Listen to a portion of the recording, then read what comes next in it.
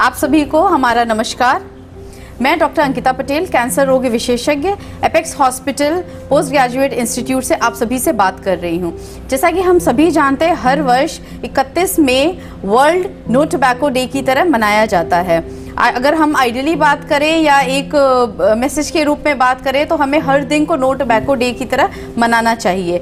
But हालांकि ठीक है, एक दिन डेडिकेट किया गया है, तो इस दिन हम अवेयरनेस प्रोग्राम्स करते हैं, पब्लिक मीटिंग्स करते हैं, कई तरह की रैली निकालते हैं और जो एंटायर एक जो इंटेंट होता है वो होता है आम जनता को, कॉमन पब्लिक को जो तंबाकू है, टोबैको है, उसके जो दुष्परिणाम है या जो इल इफ़ेक्ट्स है, जो हार्मफुल इफ़ेक्ट है, उसके बारे में बताना, कैसे उसको छोड़ा जाए, कैसे इस एडिक्शन से निजात पाया जाए, उन चीज़ों के बारे में डिस्कस करना होता है। मैं ये ऐड करना चाहूँगी कि इस साल जो थीम है WHO world no tobacco day का, वो है we want food not tobacco. तो इस बार WHO ने टारगेट किया है हमारे फार्मर्स को। तो अगर हम टोबैको के कल्टीवेशन की बात करें तो ये बहुत ही एग्जॉस्टिंग होता है। अगर हम डेटा की बात करें तो हर साल 3.2 मिलियन हेक्टेयर्स लैंड जो है वो यूटिलाइज हो रहा है टोबैको कल्टीवेशन पे। और एक बार जहाँ पे टोबैको की खेती होती है वो सॉइल जो है वो उस लायक नहीं बचा कि आगे उस पर खेती हो सके। इसी कारण जंगल कट रहे हैं, डिफॉरेस्टेशन बढ़ रहा है। लोगों को लगता है कि अगर टोबैको की खेती हो रही है तो उससे एम्प्लॉयमेंट बढ़ रहा है, बट ऐसा नहीं है। अगर हम फिर आंकड़ों की बात करें तो 10 में से 9 देश जहां पे टोबैको की खेती सबसे ज़्यादा होती है वो मिडिल और लोअर सोशियो इकोनॉमिक स्टेटस के कंट्रीज़ हैं। तो अब हम उस डिटेल को यहीं पे समाप्त करते हुए अब हम कुछ क्लिनिकल, मेडिकल और जो हेल्थ पे हार्मफुल इफेक्ट होता है उसके बारे में चर्चा करेंगे, जिसमें मैं कैंसर के बारे में बताऊंगी। हमारे साथ डॉक्टर अमित श्रीवास्तव हैं जो कि MCH CTVS सर्जन हैं, जो कि तंबाकू का हृदय और जो धमनियाँ होती हैं, वेसल्स होती हैं, उनमें क्या इफ़ेक्ट होता है उसके बारे में बताएंगे। साथ में हमारे साथ हमारे फिजिशियन डॉक्टर रोहित सिंह हैं जो कि तंबाकू का फेफड़ों पे क्या असर पड़ता है उसके बारे में बताएंगे। उसके अलावा तंबाकू से हम कैसे पैसे बर्बाद कर रहे हैं और तंबाकू छोड़ के हम कैसे पैसे बचा सकते हैं उसके बारे में भी ये प्रकाश डालेंगे। हमारे साथ डॉक्टर संदीप देशमुख है जो कि DM नेफ्रोलॉजी हैं, हमारे नेफ्रोलॉजिस्ट हैं। तंबाकू का किडनी पे क्या असर होता है उसके बारे में बताएंगे।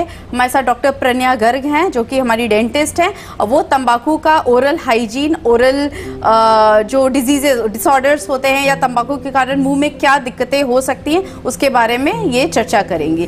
तो मैं सबसे पहले शुरू करना चाहूँगी डॉक्टर अमित श्रीवास्तव से। तो sir, doctor Amit Srivastava, please आप ये बताइए हमारे दर्शकों को कि तंबाकू खाने से हार्ट पे या वेसल्स पे क्या इफ़ेक्ट होता है। मैं डॉक्टर अमित श्रीवास्तव, मैं कार्डियक सर्जन हूँ apex super speciality hospital Varanasi में। तंबाकू हम लोग सभी जानते हैं कि हर एक शरीर के अंग को अफेक्ट करता है, जिसमें सबसे ज़्यादा जो अफेक्ट होने वाली चीज़ है वो हार्ट और ब्रेन है, जिसको कार्डियोवैस्कुलर डिजीज़ या CVA कहते हैं। एक्चुअली तंबाकू खाने से हार्ट की गति बढ़ती है क्योंकि शरीर में एक हार्मोन होता है जिसको एड्रेनालिन कहते हैं, उसका सेक्रीशन बढ़ता है और हार्ट की गति बढ़ती है। तो जो लोग एक्चुअली हार्ट के मरीज हैं उनमें हार्ट की गति बढ़ने की वजह से हार्ट का जो ऑक्सीजन की सप्लाई वो कम पड़ने लगती है और उनको हार्ट अटैक आने की संभावना रहती है। तो तंबाकू अगर हम छोड़ते हैं किसी भी फॉर्म में, चाहे वो सिगरेट हो या गुटखा हो, तो ये हार्ट के लिए बहुत ही फ़ायदेमंद होता है। इसके अलावा शरीर में कुछ तत्व होते हैं जो तंबाकू के सेवन से बढ़ते हैं, जिनको नाइट्रिक ऑक्साइड कहते हैं। ये जो तत्व होते हैं ये आप एक तरीके से मान सकते हैं कि ये जहर के बराबर होता है। इनके सर्कुलेशन से जो है शरीर की जो धमनियां हैं उनके अंदरूनी भाग में डैमेज होता है, चोट लगती है। उसकी वजह से वहाँ पे कोलेस्ट्रॉल का डिपोजिशन बढ़ता है, हार्ट की जो नसें होती हैं वो सिकुड़ती हैं और पेशेंट को हार्ट अटैक आने का डर रहता है। इसके अलावा सब एक और बहुत महत्वपूर्ण चीज़ ये भी है कि तंबाकू के सेवन से खून गाढ़ा हो जाता है, जिसको हाइपरकोगुलेबल स्टेट कहते हैं। खून गाढ़ा होने से और चोट लगने की वजह से, कोलेस्ट्रॉल डिपोजिशन की वजह से खून में रुकावट आती है, जिससे हार्ट अटैक की संभावना बहुत ज़्यादा बढ़ जाती है। हम लोग जो तंबाकू का सेवन लोग करते हैं, उन लोगों में हर 4 में से 1 व्यक्ति को हार्ट या दिमाग की परेशानी, लकवे की शिकायत होने की संभावना बहुत ज़्यादा होती है। मतलब इसका ये है कि 25% लोग हार्ट की बीमारी या न्यूरो की बीमारी से ग्रसित हो सकते हैं।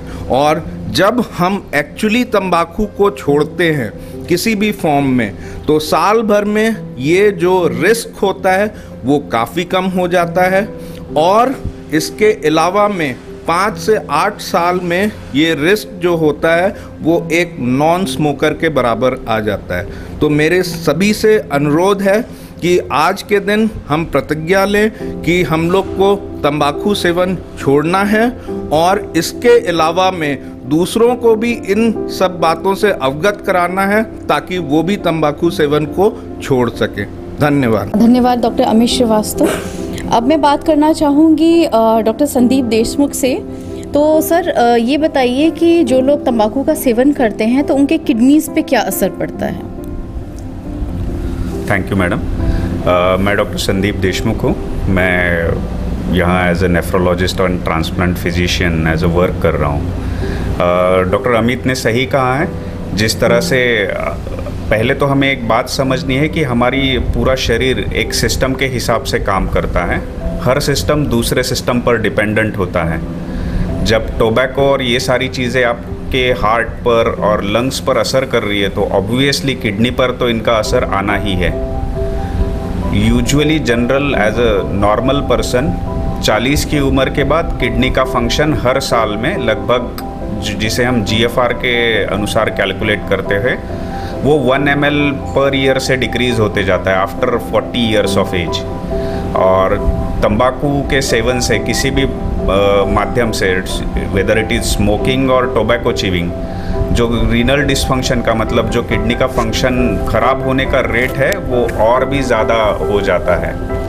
ये हो गया नॉर्मल पर्सन्स के लिए। बट जो पर्सन पहले से ही किडनी के बीमारियों से ग्रसित है, उनके लिए चीज़ें और ज़्यादा रैपिडली होने लगती है।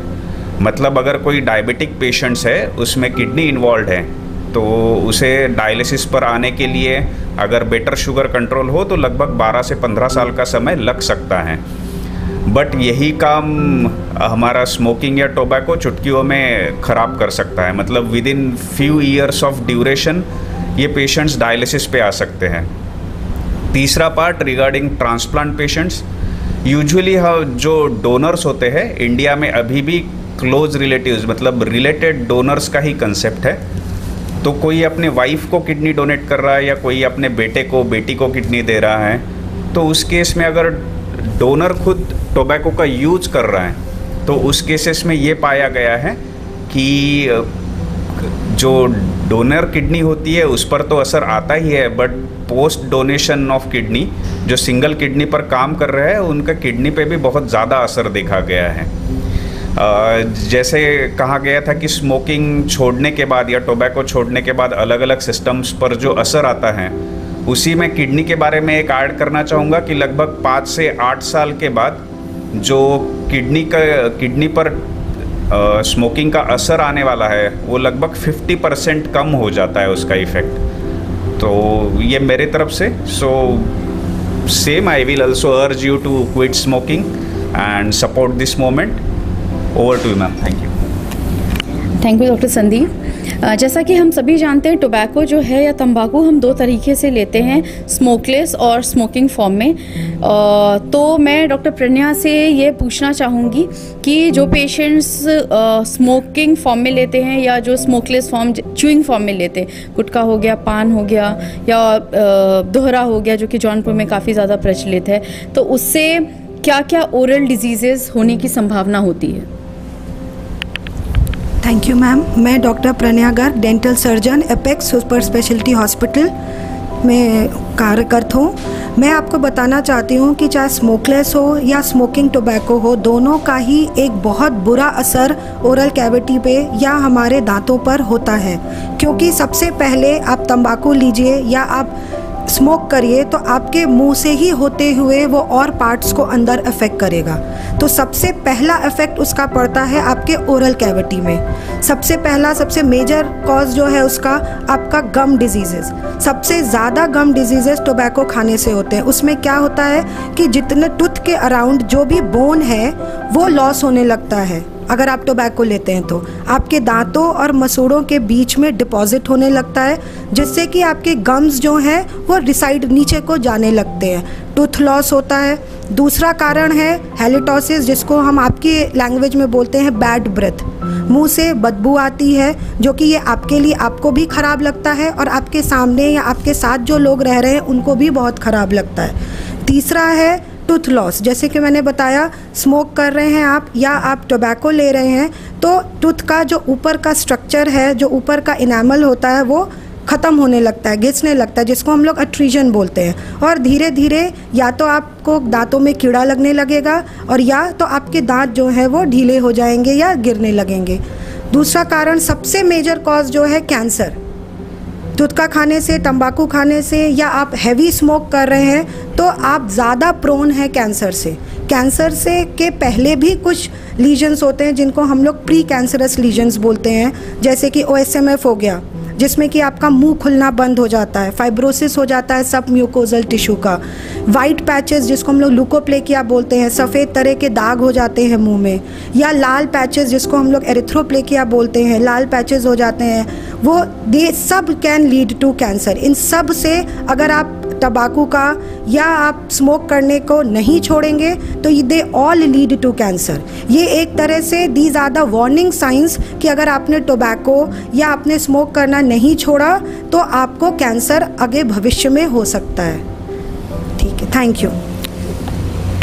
थैंक यू डॉक्टर प्रणया, आपने बहुत अच्छी चीज़ बताई। तो एक मैसेज मैं यहाँ पे देना चाहूँगी, अगर किसी भी इंडिविजुअल का मुंह पूरी तरीके से नहीं खुल रहा है या फिर जीभ पूरी तरह से आगे बाहर नहीं आ रही है या किसी तरह का लाल धब्बा या सफ़ेद धब्बा है या आपके शरीर में या आपके मुंह में किसी भी तरह का अगर कोई भी चेंज है, आवाज़ में बदलाव हो रहा है, गाल में अगर कोई गांठ या गिल्टी फील हो रही है तो डेफिनेटली आप डॉक्टर को दिखाएं।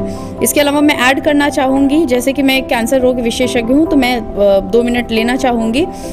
टोबैको जब कोई भी इंटेक करता है तो ये प्रूवन है कि उसमें हज़ारों केमिकल होते हैं, बट 70 केमिकल्स ऐसे हैं जो कार्सिनोजेन हैं, जो कैंसर कॉज करते हैं। तो जब टोबैको हम किसी भी फॉर्म में लेते हैं, चाहे हम स्मोकिंग फॉर्म में लें या स्मोकलेस, जब हमारे ब्लड स्ट्रीम में जाता है ये सारे केमिकल्स जाते हैं तो वो शरीर के किसी भी पार्ट में जा सकता है और किसी भी पार्ट का कैंसर कर सकता है। बट अगर हम बहुत ब्रीफली बात करें तो मुंह का कैंसर, गले का कैंसर, फेफड़े का कैंसर, खाने की नली का कैंसर, पेट का कैंसर, बड़ी और छोटी आंत का कैंसर, बच्चेदानी के मुंह का कैंसर, पेशाब के थैले का कैंसर, ब्लड कैंसर, ये सारे कॉमन कैंसर हैं जो कि टोबैको की वजह से होता है।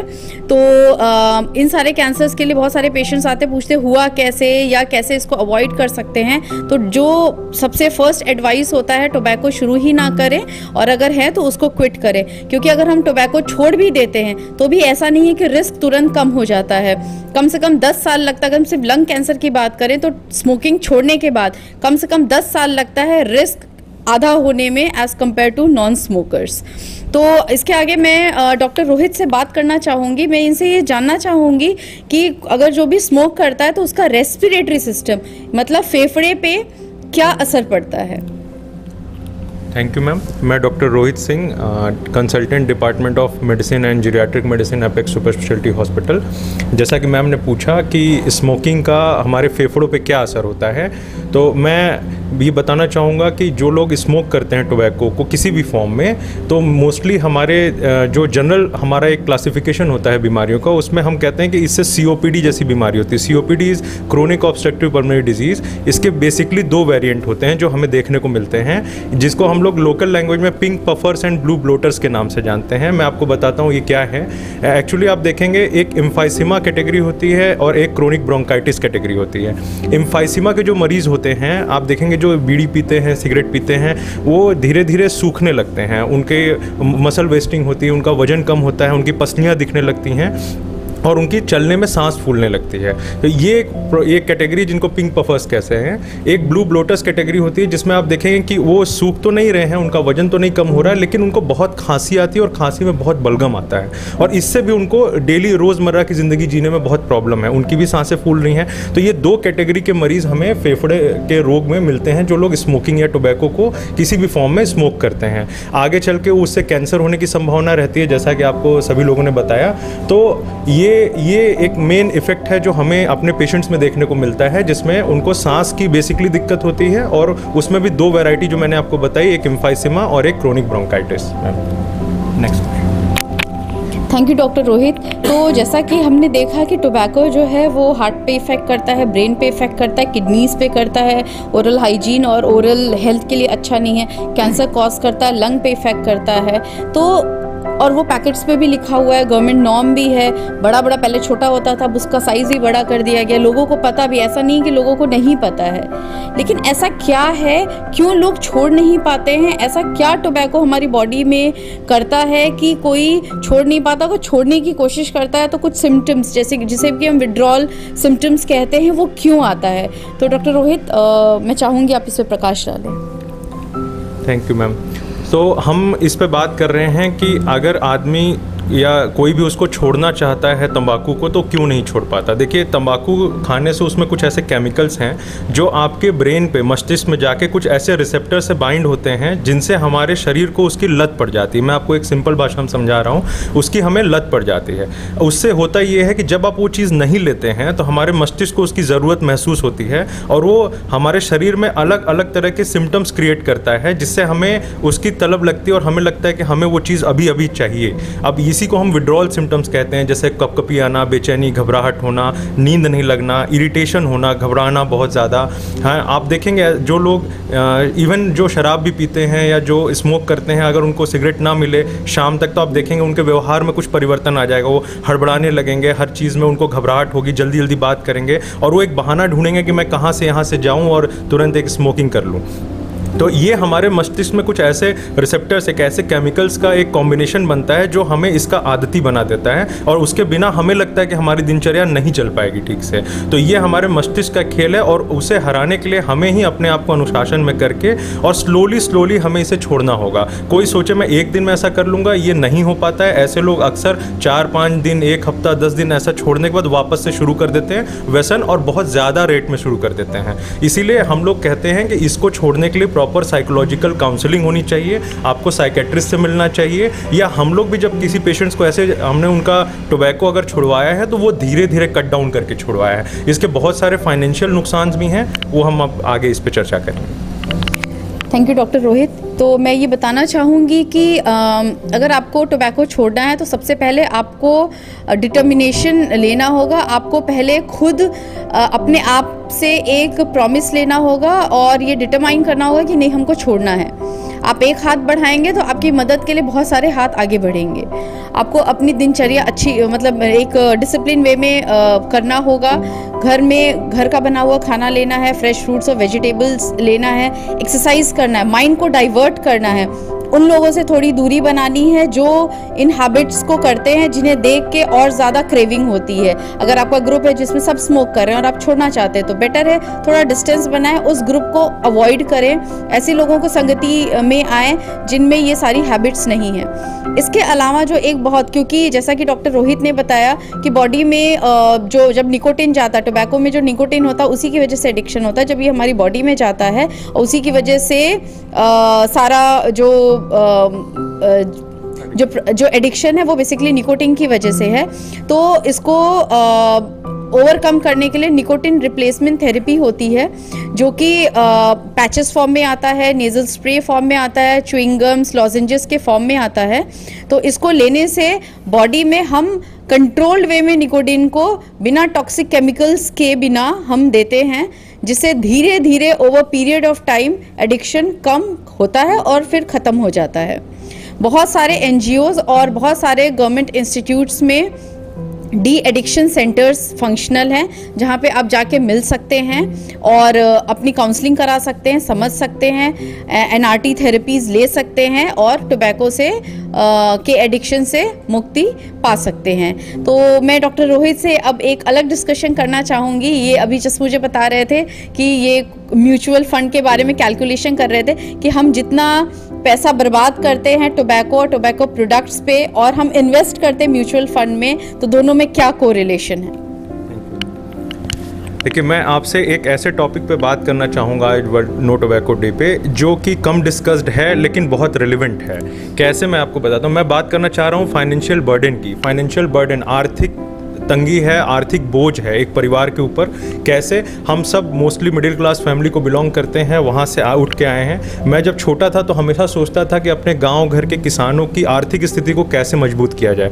लास्ट 10 साल के मेरे कैरियर में बीएचयू में रहते हुए मैंने जो महसूस किया कि परिवारों को कितनी दिक्कत होती है, जो कैंसर का इलाज करा रहे हैं, मोस्टली जो टोबैको से हो रखे हैं, वो मरीज़ के पिताजी आके कहते हैं कि आज दिन भर से हम कुछ खाए नहीं क्योंकि हमारे पास खाने के पैसे नहीं हैं। तो ये सब सुन के मैं बहुत मोटिवेट होता था कि मुझे कुछ ऐसा सोचना चाहिए कि हम इस पे कैसे काम कर सकते हैं। मैं आपको इसका एक उदाहरण देता हूँ। मैंने अपने कैरियर में जब भी ये सब चीज़ें देखी, उनको जोड़ के मैंने इसको डिसाइड किया कि आप देखेंगे आर्थिक तंगी या आर्थिक बोझ जो एक परिवार के ऊपर है इस टोबैको एक छोटी सी चीज़ से, वो 3 चरण में होता है। पहला चरण ये होता है जब वो खा रहा होता है, मरीज या टोबैको स्मोक कर रहा होता है, चाहे वो बीड़ी के रूप में हो, सुरती के रूप में हो, खैनी के रूप में हो, गुटखे के रूप में हो। तो आप देखेंगे, मैं यूजुअली जो देखता हूँ कि लोग जितने पैकेट कंज्यूम करते हैं, काम करने वाले छोटे वर्कर्स हैं, वो यूजुअली 30 से 40 रुपए का एक एवरेज अमाउंट मैं आपको बता रहा हूं कि उतने का वो पैकेट कंज्यूम करते हैं। 40 रुपए डेली का अगर आप इसको महीने से गुना करेंगे 30 दिन से तो 1200 रुपए होते हैं। अगर एक आदमी 1200 रुपए मंथली यानी हर महीने एक सिंपल म्यूचुअल फंड में इन्वेस्ट कर दे 12% के एवरेज रिटर्न से, तो अगले 30 साल में उसके परिवार के पास लगभग 45 लाख रुपए होंगे। आप अंदाजा लगाइए कि एक छोटे वर्ग के परिवार के लिए 45 लाख रुपए कितनी बड़ी इनकम है, तो वो उसके लिए कितनी आर्थिक मदद हो सकती है। बट वो पहले चरण में यहाँ मार खा जाता है कि वो इस तरह से पहले तो अपना ये नुकसान कर रहा है जो कि वो खाने में कर रहा है। उसके बाद दूसरा चरण आता है आर्थिक तंगी का, जहां पे अब वो बीमार हो गया है। जैसे मैंने बात की सीओपीडी, अस्थमा की, इम्फाइसिमा की, क्रोनिक ब्रोंकाइटिस की, सांस की बीमारी, मुख रोग की बीमारी, हृदय की बीमारी। अब इसका इलाज कराने में जो उसका डेली की दवाइयाँ, क्योंकि ये बीमारियों में मरीज हमेशा रोज़ दवाई लेता है, उसको रोज़ ही दवा लेनी होती है, इनहेलर्स का यूज़ करता है। तो ये एक सेकेंड स्टेप ऑफ बर्डन है, एक दूसरा चरण है आर्थिक तंगी का, जहाँ उसके परिवार के ऊपर उसको हर महीने कुछ 100 से 1000 रुपये खर्च करने हैं उसको जिंदा रखने के लिए, उसको ठीक रखने के लिए, कि वो रोज़ ये दवा खाता रहे, इनहेलर्स लेता रहे, हृदय के लिए दवा खाता रहे।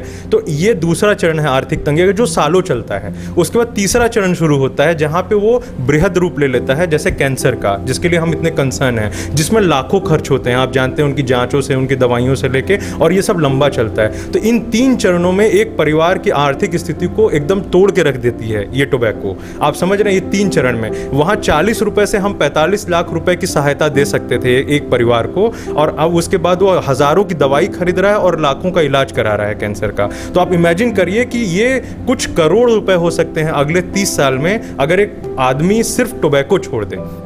तो प्लीज अपने परिवार को चुनिए, टोबैको को नहीं। Thank you.